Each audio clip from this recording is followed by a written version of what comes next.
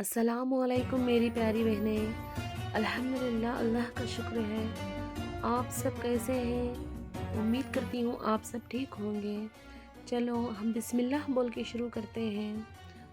آپ نے تھمبنیل دیکھ لیا ہوگا، تھمبنیل سے ہی پتہ چل گیا ہوگا کہ میں آج آپ کو کیا بتانے والی ہوں۔ اس وظیفے سے آپ کی زندگی بدل جائے گی انشاءاللہ۔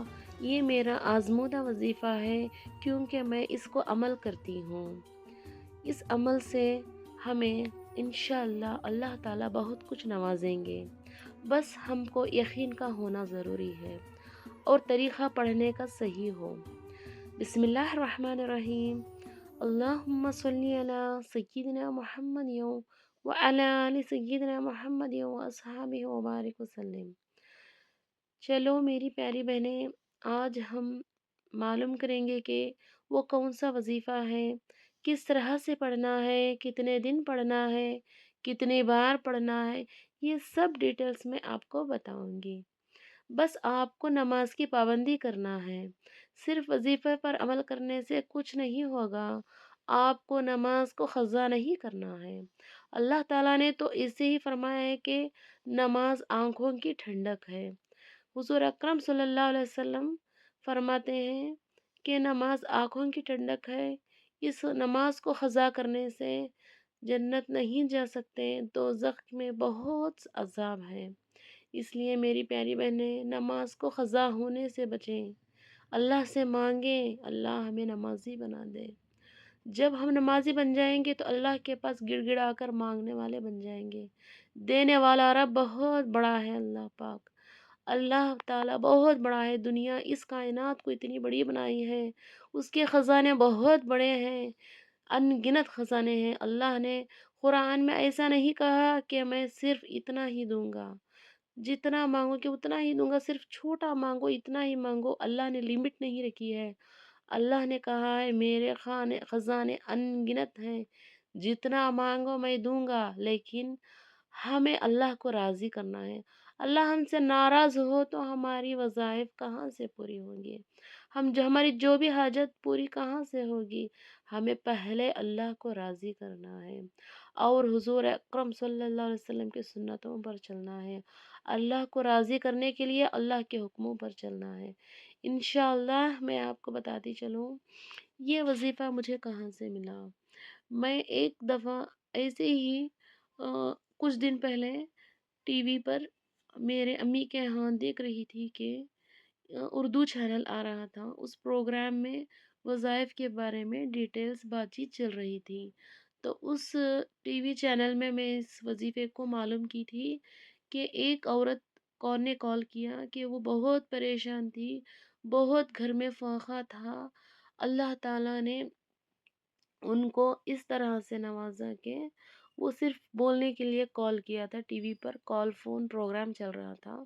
تو وہ عورت نے کہا کہ میں اس وظیفے کو عمل کرنے سے الحمدللہ میرے گھر میں برکت آئی، میں نے کار خریدی، میں نے گھر بھی باندھ دیا اور میرا ذاتی مکان پورا ہوا ہے اور میں الحمدللہ بہت خوش ہوں۔ میں اللہ کے گھر بھی جانے کی پوری کوشش میں ہوں کر کے اس طرح سے کہا۔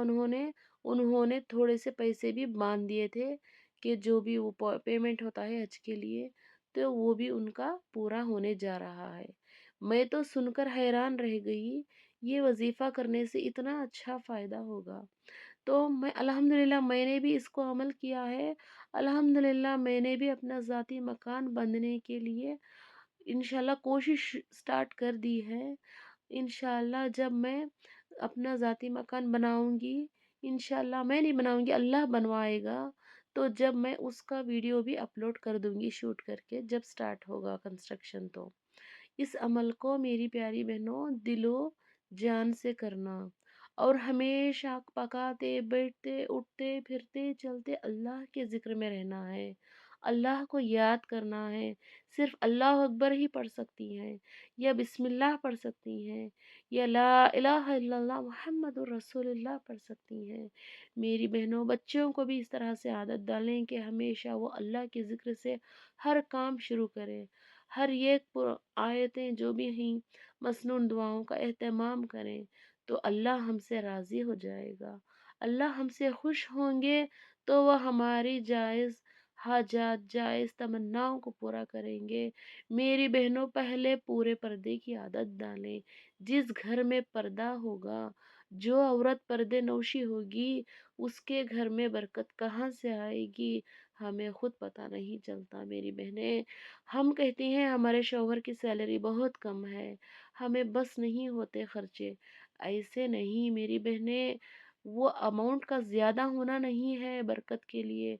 अमाउंट जितनी भी हो, थोड़ी भी हो, उसी में अल्लाह बरकत डाल देंगे। इस अमल को आप करेंगी तो आपको फ़ायदा ज़रूर होगा। देखिए मेरी बहनें, हम फजूल खर्च ज़्यादा करने लगे हैं, बहुत ज़्यादा अमाउंट के फ़ोन लेने लगे हैं, बहुत ज़्यादा अमाउंट वाले टीवियाँ घरों में शैतान के घर बसाने लगे हैं, बहुत बहुत बड़े खर्चे फजूल करने लगे हैं मेरी बहनें। इस तरह से करेंगी तो बरकत कहाँ से आएगी। पहले के ज़माने में, नबियों के ज़माने में बहुत छोटे छोटे घरों में बरकत अल्लाह ऐसी रखते थे। वो कहते थे कि एक दिन खाना खाते तो 2-3 दिन भूखे रहते, फाके में रहते, कभी कभी खजूर खा लेते। तो वो कहते अल्लाह ने अल्हम्दुलिल्लाह हमारे घर में बरकत दी है, अल्हम्दुलिल्लाह हम खुश हैं। तो वो अल्लाह का शुक्र करते रहते हैं।